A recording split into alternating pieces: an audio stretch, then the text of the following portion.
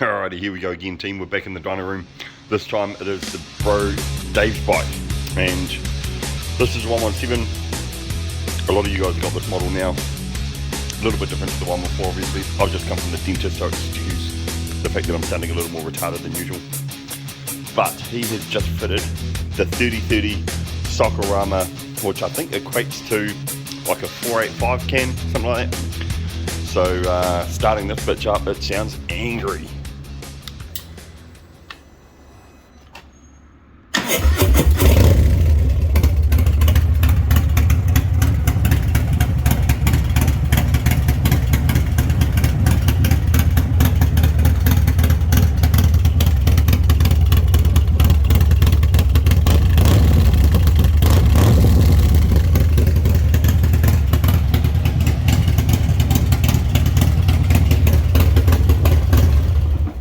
There you go, so that's cold start. It's only just come around the block to the front room there. The only mods he's done is literally exhaust and a cam. So sticking with the Elite Breather, exhaust and cam, we will give you the numbers on what the pretty much a basic build will be. Adjustable push rods obviously, but that's it. So we will chuck it in there, make a whole bunch of noise and see what the numbers say.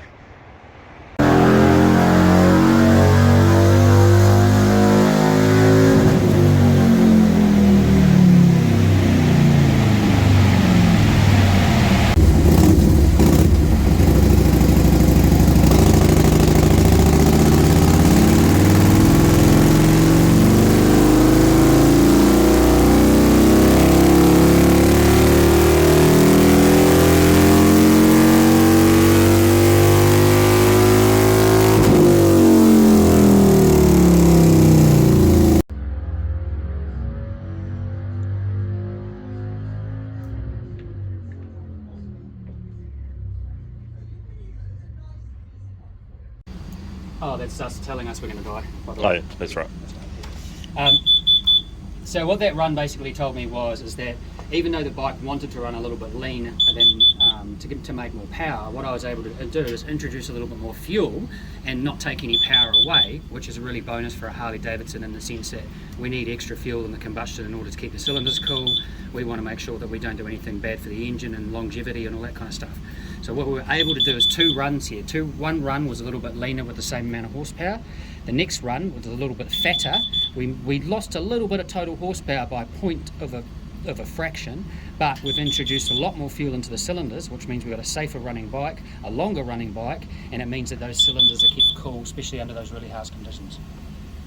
And so coming to overall horsepower at the moment, you're running... So basically at the moment on my dyno we are running around 106.9. The main line traditionally reads about 10 to 20% lower than the Dynojets do, but for comparative sake, if he was to put this on a Dynojet dyno right now, he'd be looking at 126.2 horsepower wheels.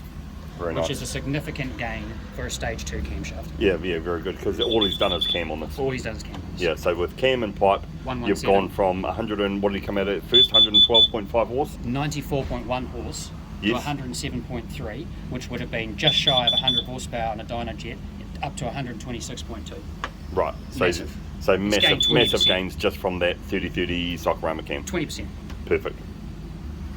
Alright, so these are the numbers on the dyno here, coming up to around about 126 as far as your horsepower goes. And that, keep in mind, this is literally just a cam and an exhaust. So as far as increased horsepower goes, there's some good numbers and there's some great gains, and I still believe that the best upgrade you'll ever spend on your bike is spent on the dyno.